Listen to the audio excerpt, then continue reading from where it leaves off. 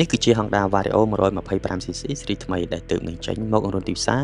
ម៉ូតូអូតូបែបស្ពតកម្លាំង 125cc នៅក្នុងឆ្នាំ 2026 នេះ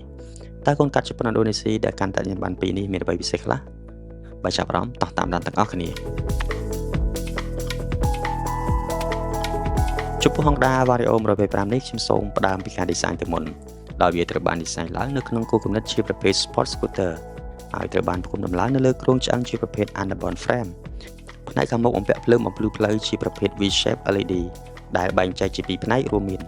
ភ្លើងបំភ្លឺផ្លូវនៅផ្នែកខាងក្រោមមាន pha code រីឯផ្នែកខាងលើជា daytime running light និងភ្លើងសញ្ញាឆ្វេងស្ដាំមើលទៅស្រស់ស្អាតនិងទាក់ទាញមែនទែននៅចំហៀងឆ្វេងស្ដាំក្រោម handlebar គឺជា side fairing ត្រូវបានរចនាមានលក្ខណៈប៉ោងផុតធំជាងស៊េរីចាស់ព្រមទាំងមានចន្លោះប្រហោងបញ្ឈររាងតូចទ្រវែងសម្រាប់ឲ្យខ្យល់បក់ចេញនៅពេលបើកបរ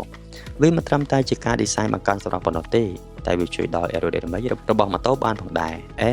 នៅផ្នែកខាងលើ LED headlamp គឺជាកុងទ័រប្រភេទ LCD សម្រាប់បង្ហាញព័ត៌មានទាក់ទងនឹងម៉ូតូរួមមានកម្រិតសាំងល្បឿនជាដើមបើនិយាយពីកុងទ័រនេះមិនមានអ្វីថ្មីទេក៏ប៉ុន្តែផ្នែកស៊ុំជុំវិញកុងទ័រត្រូវបានរចនាថ្មីឡើងវិញពិតជាទាក់ទាញមែនទែនចំណែកនៅសងខាងកុងទ័រនេះជាប្រអប់បញ្ជាផ្សេងៗរួមមាន pha code និងប៊ូតុងបញ្ចេញម៉ូតូជាដើម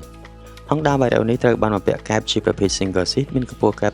769 មីលីម៉ែត្រនិងមានកម្ពស់ពីដីទៅម៉ាស៊ីន 131 មីលីម៉ែត្រចំណែកភ្លើងកន្ទុយក្រោយត្រូវបានរចនាមានទំហំ18ស្តៀងទៅនឹងអក្សរ V ដែរមើលទៅមិនថានារីមុខ V ទេដែលស្អាតសូម្បីតែការ design ភ្លើងម៉ូតូនេះរៀង V សឹងតែគ្រប់កន្លែងហើយមានអីមើលទៅស្អាតយ៉ាងដែរតើ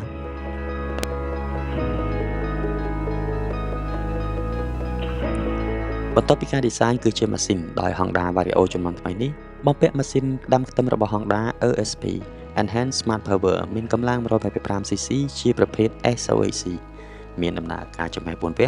ធ្វើការរួមគ្នាជាមួយនឹងស៊ុបស្រូបខ្យល់មួយនិងស៊ុបបញ្ចេញផ្សាយមួយបញ្ចុះកម្ដៅទឹកស្អំរំអិលបន្ថយសំណើមដោយប្រេងម៉ាស៊ីនកំហាត់ 10W30 ចំណុះ 0.8 លីត្រម៉ាស៊ីននេះផងដែរមានប្រព័ន្ធបាញ់សាំងចូលទៅក្នុងបន្ទប់ចំហេះជាប៊ិចសាំង PGMFI ផ្គត់ផ្គង់សាំងដោយទង់សាំងចំណុះ 5.5 លីត្រចំណែកប៉ុណ្ណេះបើធៀបទៅនឹងកម្រិតស៊ីសាំងរបស់ម៉ាស៊ីននេះ 51.7 គីឡូម៉ែត្រក្នុង1លីត្រយើងអាចបើកបរបានប្រហែល 280 គីឡូម៉ែត្រទើបចាក់បំពេញម្ដងទៀតលើសពីនេះទៅទៀតម៉ាស៊ីន ESP នេះត្រូវបានក្រុម Honda បំពាក់មនោគមដាក់ថ្នាំពងពួកឲ្យធ្វើការពេញកម្លាំងបើគិតសេសប្រហែល11សេសក្នុងកម្រិតជម្រាម 8500 RPM និងកម្រិតរមុល10 Nm ក្នុងកម្រិតជម្រាម 5000 RPM ប្រសិនបើកម្លាំងប៉ុណ្ណេះមិនគ្រប់គ្រាន់សម្រាប់ការជិះក្រាបបងប្អូនអ្នកលេងល្បឿនក៏អាចលេងគ្រឿងថែមល្បឿនឬឡើងម៉ាស៊ីនថែមទៀតបានផងដែរតាមចិត្តតាមបេះដូងសម្រាប់ខ្ញុំកម្លាំងប៉ុណ្ណេះគឺគ្រប់គ្រាន់ហើយសម្រាប់ការជិះទៅអានសៀវភៅជាមួយសោបនៅលើភ្នំគិរីរម្យ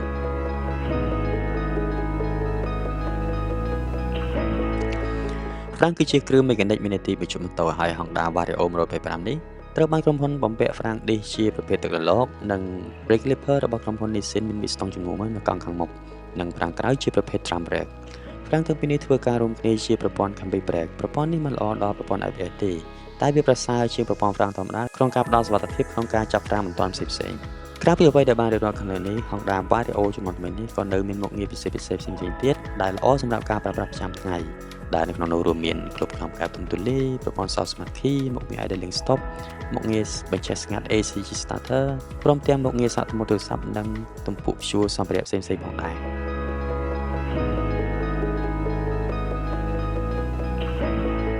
សរុបមក Honda Vario 125 ស៊េរីឆ្នាំ 2021 នេះពិតជាមានការ design ស្អាតរួមជាមួយនឹងការបំពាក់បច្ចេកវិទ្យាទំនើបមានផ្សាយក្នុងការប្រើប្រាស់ប្រចាំថ្ងៃចំពោះចំណាប់អារម្មណ៍របស់ខ្ញុំពិតជាស្រឡាញ់ការ design នេះហើយមើលទៅក្រុម Honda យកចិត្តទុកដាក់ update ការ design ជាងម៉ាស៊ីនចំណែកអ្វីដែលជាសំណូមពររបស់ខ្ញុំគឺការបំពាក់ម៉ាស៊ីន ESP Plus និងប្រព័ន្ធហ្វ្រាំង ABS នៅជំនាន់ក្រោយដើម្បីឲ្យកាន់តែស៊ីគ្នាជាមួយនឹងប្រភេទ Sport Scooter មួយនេះតើបងប្អូនទាំងគ្នាយល់យ៉ាងណាដែរចំពោះ The All New Honda Vario ជំនាន់ថ្មីនេះសូមធ្វើការបញ្ចេញយោបល់របស់បងប្អូនក្នុង comment ខាងក្រោមខ្ញុំបាទ Mr. Moto សូមអរគុណសូមជម្រាបលាបាយបាយ